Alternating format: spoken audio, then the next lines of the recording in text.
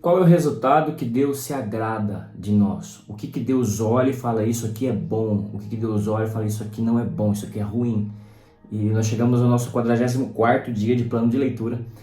Para você que está chegando aqui de paraquedas, nós estamos desde o dia 1º de janeiro de 2023 lendo a Bíblia juntos com um grupo de mais ou menos 17 a 20 pessoas, vai aumentando a cada semana, e você está sendo convidado, eu te convido a participar conosco. A gente lê a Bíblia todos os dias, e todos os dias eu trago um vídeo refletindo sobre aquilo que lemos. Nós estamos aqui lendo o livro de Êxodo, indo de vez em quando para o Novo Testamento, e eu espero que Deus fale ao seu coração sobre isso, que Deus se agrada, como Deus se agrada, porque de fato, como podemos enxergar na Bíblia o que é agradável a Deus. Quero orar com você agora, peço que você baixe a sua cabeça e feche seus olhos para nós recebermos a bênção de Deus. Pai, em nome de Jesus, eu quero te louvar e te engrandecer nesse dia. Peço, Pai, que a Tua graça se renove em nossas vidas. Eu te agradeço por esse que está me vendo. Peço que o Senhor esteja os tocando, meu Pai, tocando o coração, tocando a mente. Que nós possamos viver, meu Deus, vida e vida em abundância. Sabemos que o Senhor é quem nos abençoa, quem abre portas, quem fecha as portas, quem pode nos resgatar de qualquer lugar. Por isso te pedimos, Pai, que o Senhor esteja nos guiando, nos fortalecendo para continuarmos meditando na Tua palavra a cada dia. Em nome de Jesus eu oro. Amém. Nós lemos Êxodo capítulo 28, Êxodo capítulo 29 e 2 Coríntios capítulo 2. E para você que está me acompanhando, sabe que aqui nós estamos vendo Deus instituindo leis e regras ali para o povo de Israel, para eles se identificarem como nação sacerdotal. Deus já tinha falado isso no começo do livro de Êxodo, que ele ia, logo após, não no começo, mas ali no capítulo 15, um pouco mais atrás, quando Deus ele fala que vocês serão uma nação específica, uma nação sacerdotal, uma nação santa, e Deus está fazendo isso. Deus está ensinando e criando as normas e as regras no qual eles deveriam cumprir para firmar uma aliança com Deus, para serem fiéis a essa aliança com Deus, ao ponto de eles se tornarem uma nação sacerdotal, uma nação que representa a Deus.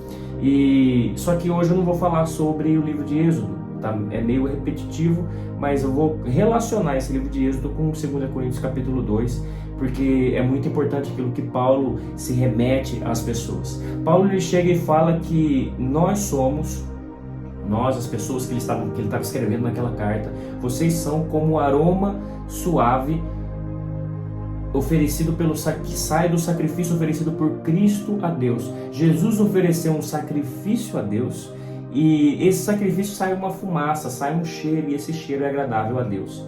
Por que Paulo estava falando isso? Aqui nós vemos o começo desse tipo de declaração, subir como aroma suave a Deus. Vai ter um livro específico só de ofertas aqui na Bíblia, livro de Levíticos, e nós vamos ouvir muito mais isso agora que a gente começa a ouvir isso. Faça essa oferta, e esse cheiro que vai subir é um cheiro que eu me agrado, é um cheiro que eu gostaria de ter. Deus ele se agrada dos sacrifícios de Israel. Tem sacrifícios que são agradáveis a Deus, tem sacrifícios que não são agradáveis a Deus, e aprendemos isso lá no livro de Gênesis, quando Caim e Abel ofereceram o seu sacrifício. No começo do livro de Gênesis existe um homem que oferece um sacrifício em que ele pega um animal e mata, oferece uma oferta, tá? E essa oferta de Abel era um sacrifício, e o outro ofereceu cereais, uma entrega daquilo que ele tinha. Deus se agradou do sacrifício de Abel, porque era mais nobre, mais sacrificial, era um sacrifício.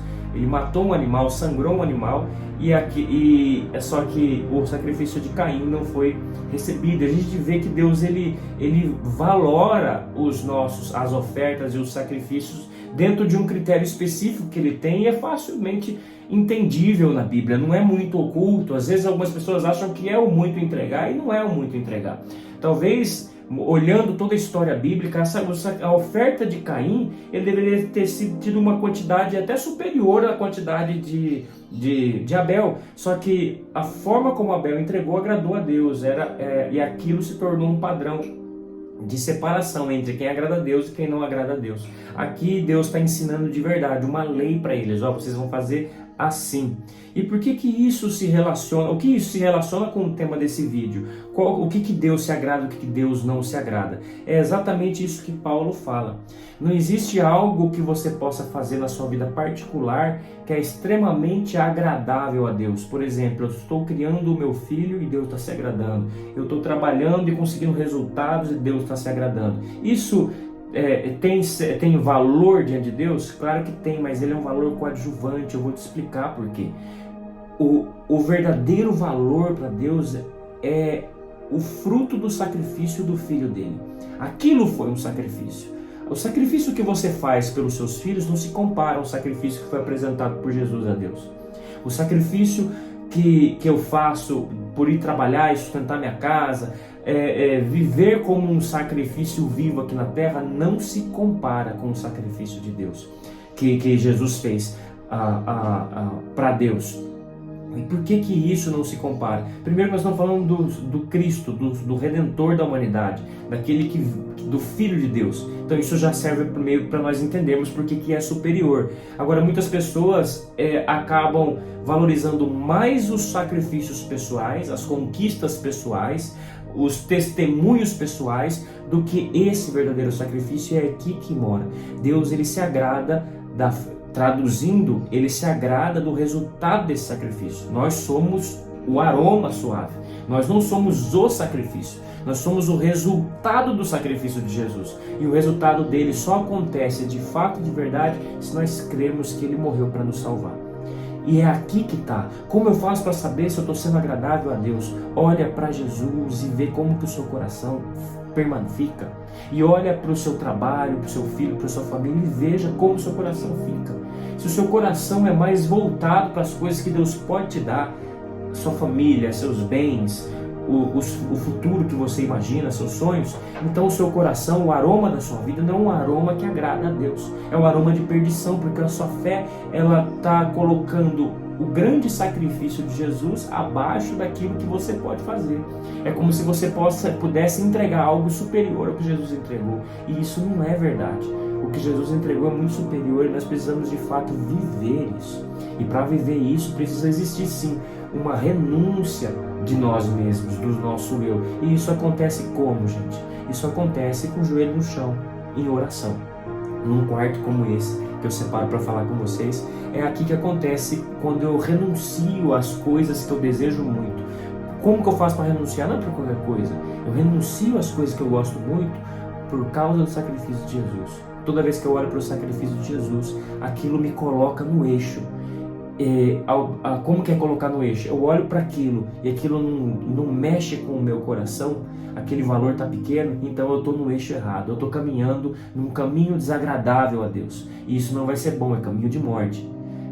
Agora, se eu coloco diante de Deus em oração aquilo que eu quero fazer e olho para o sacrifício de Jesus, e o meu coração ainda se quebra, se apaixona, se emociona por ele ter pago um preço tão alto por mim, então eu estou no caminho certo. Jesus, ele veio para fazer isso em nosso coração. Jesus, ele não veio para dar aquilo que o seu coração deseja, mas aquilo que o seu coração precisa, que é limpeza. Ele veio limpar o seu coração, e isso só é limpo baseado numa entrega sincera e real que você faz para ele. A fé que nós temos, que você tem, ele foi despertada um dia por Deus. E se você não tem essa fé necessária, olha para você e se vê com uma fé insuficiente, você pode sim fazer oração e pedir para Deus aumentar a sua fé, te mostrar o caminho para isso ser uma verdade na sua vida.